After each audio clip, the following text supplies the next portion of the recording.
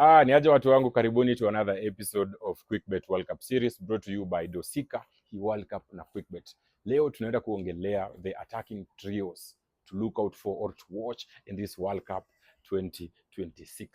Tukianza na the reigning champions Argentina, tuko na Alvarez kijana wa Atletico Madrid, tuko na Messi, yes, Inter Miami, na tuko na Lautaro, Inter Milan. France, yes, 2018 World Cup winner, tuko na pale Olise kijana wa Bayern Munich. Yes, alisaidia team kushinda Bundesliga the last season. Tuko na kijana wa Real Madrid, Kylian Mbappe, na tuko na Ousmane Dembele. Last season ameshinda Ligue 1, ameshinda Champions League na is the current Ballon d'Or winner. Tuko na Brazil. Iko na the most trophies kwa World Cup, actually 5 in number. Pale tukicheki tuko na Vinicius jamaa ya Real Madrid, tuko na Rafinha kijana wa Barcelona, na tuko na Neymar kijana ya Santos FC. For Neymar, this is his last World Cup. So after hapo manze, story ya Neymar kwa World Cup inakatika. England won. It has only won once the World Cup in 1966 where they hosted. Yes, wako na pale Bukayo Saka kijana wa Arsenal, alisaidia team kubeba trophy ya EPL after 22 years of drought and waiting. Yes, tuko na Harry Kane, unaye ni mnyama, jamaa wa Bayern Munich, pia yeye alishinda pale Bundesliga. Alafu tuko na Rashford, he went to Barcelona on loan last season from Manchester United na akawasaidia kushinda La Liga.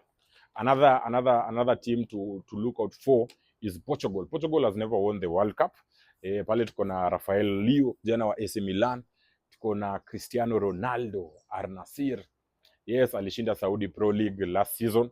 Alafu tuko na Ramos kijana ya PSG, pia alisaidia wale majamaa kubeba ile trophy ya League 1.